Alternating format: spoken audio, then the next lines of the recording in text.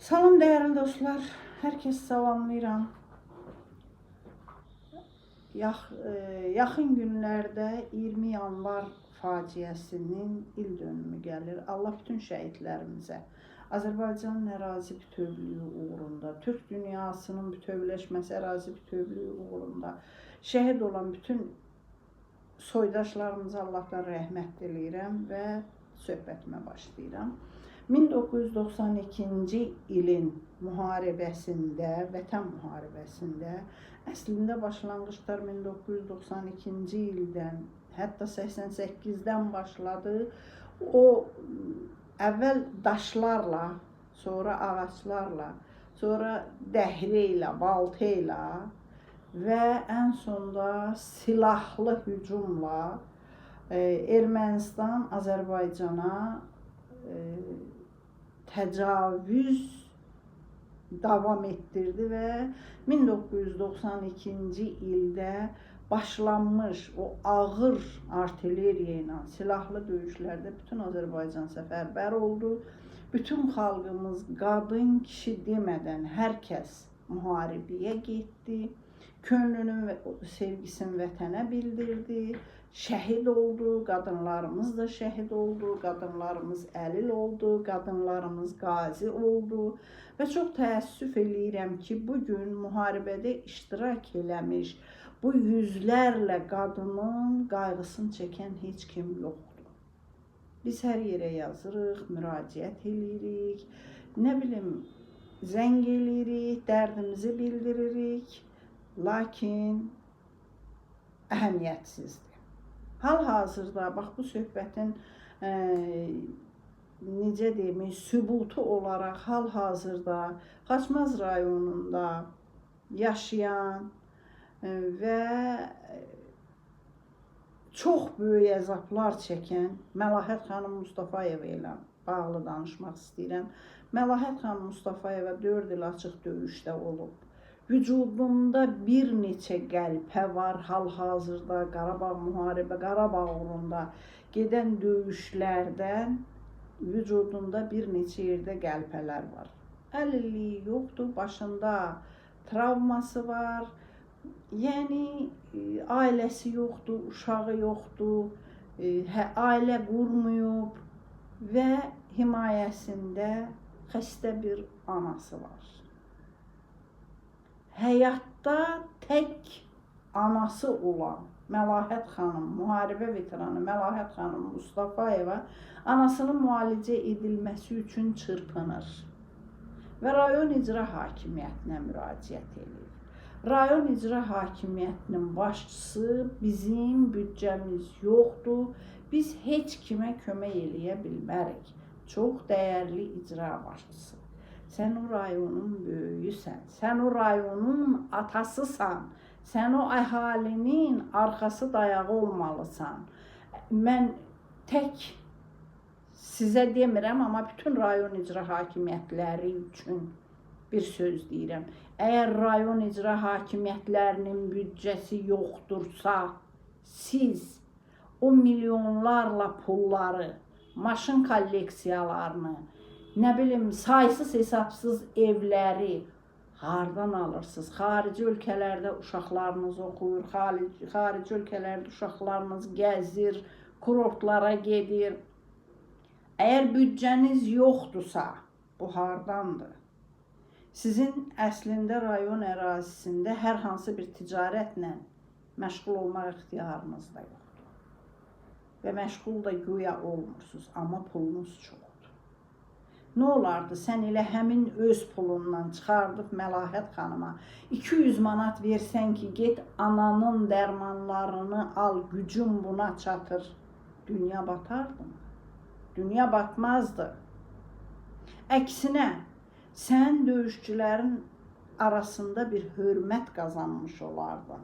Sən döyüşçülərin arasında təqdirə layiq bir insan kimi tanınardın. Məlahət xanımın evi qəzalı vəziyyətdədir. Ev uçur. Ana xəstədir yataqda.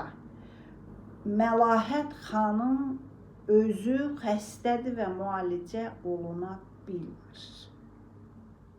Mən Xaçmaz rayon icra hakimiyyətinin başçısından, mən Xaçmaz rayon hərbi komissarlığından, yəni səfərbərlik idarəsindən Məlahət xanımı 1992-ci ildə səfərbərlik ilə çağırıb savaşa göndərəndə bilməliydiniz ki, bu qadının arxasında durmalıyıq bu dönəndə.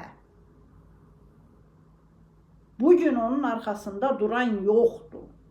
Mən bir ictimai təşkilatın sədriyəm, Müharibə Veteranı Qadınlarına Sosial Yardım İctimai Birliyinin sədriyəm. Məni hansı dövlət orqanı maliyyələşdirir?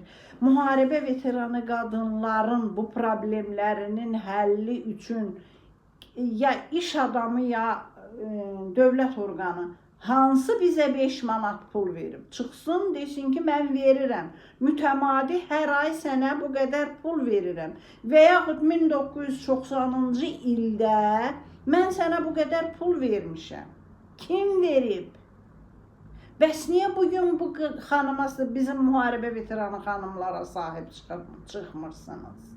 Niyə mən bir müharibə veteranı qadını əməliyyat elətdirmək üçün 50 qapı döyməliyəm?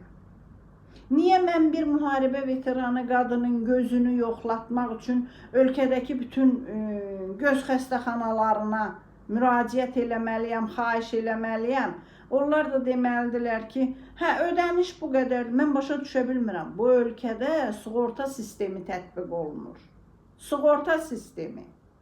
Və bu adam da dövlətin, ölkənin seçilmiş adamlarındandır.